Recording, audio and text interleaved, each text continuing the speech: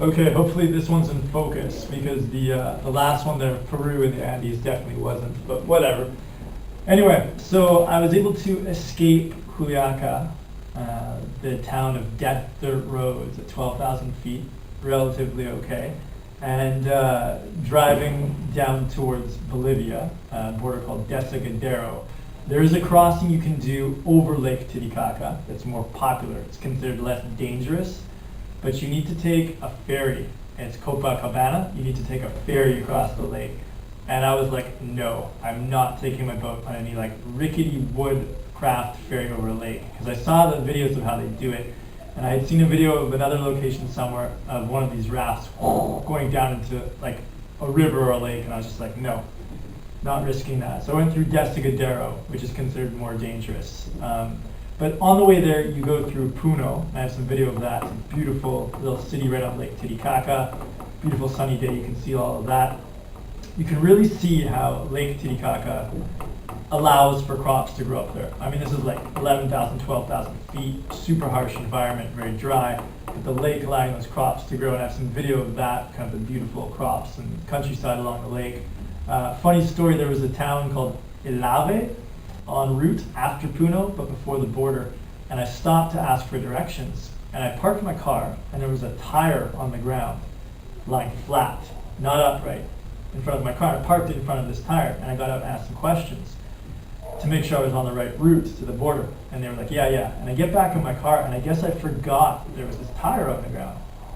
So I drive over it, and I can hear something dragging. I'm like, oh, damn. And I stop, and I realize there's this tire underneath my car now. My car is really low. So I try and pull it out, can't pull it out. I'm like, what the fuck? So I go and ask these men, I'm like, can you help me maybe hold on to the tire and I'll try to put the car in reverse. And they're laughing at me and they're like wondering where I'm from and they wanted me to have a drink with them. And I was like, no, I have to go, I have to drive, I can't drink and drive, whatever, right? So they come over and they can't pull it out and then they had to go get somebody else to have like a jack to like lift my car up to pull this tire out. Totally ridiculous and just my stupidity of focusing on the border and not just what I had parked right in front of. Anyway, so I get on my way and get to the border, no problems. Of course, when I cross the border, right away I have to do a police bribe. Because in Bolivia, you're supposed to carry like a fire extinguisher in your car, a safety triangle, and all of these different things, right? Which, how am I supposed to know this?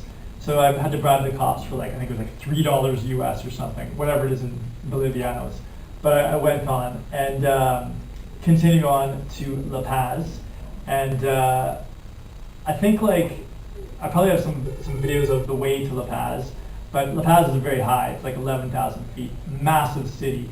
There's this place outside of it called El Alto, which is like 16,000 feet, or 13,000 feet, sorry. And it's like super sprawl of like ghetto.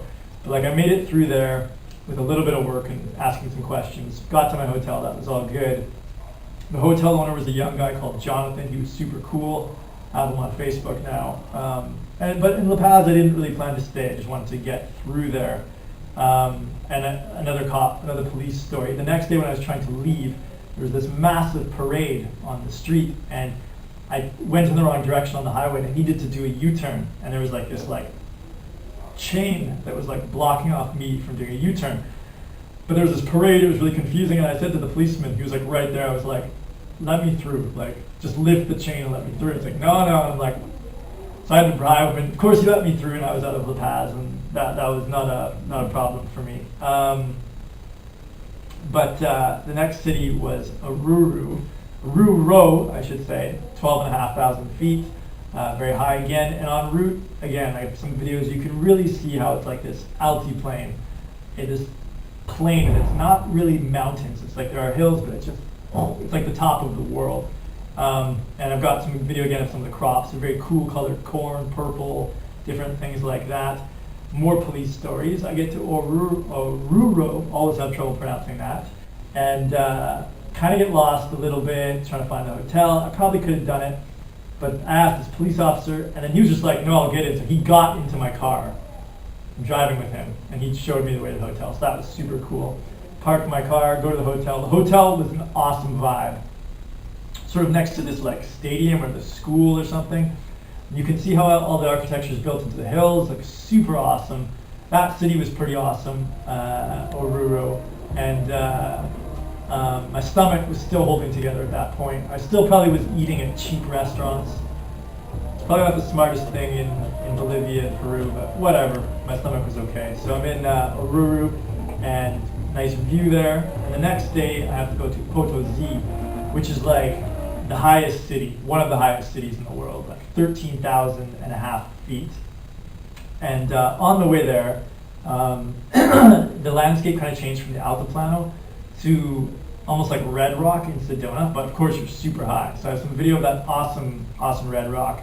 And I got a speeding ticket. So Bolivia was the country of police officers for me, whether they were helping me find my hotel, allowing me to do a U-turn, demanding that I have like a safety triangle and a fire extinguisher in my car, or giving me a speedy ticket for doing 8 kilometers over the speed limit. Okay, it's cheap in Bolivia, like $28 for the speeding ticket, so not a big deal.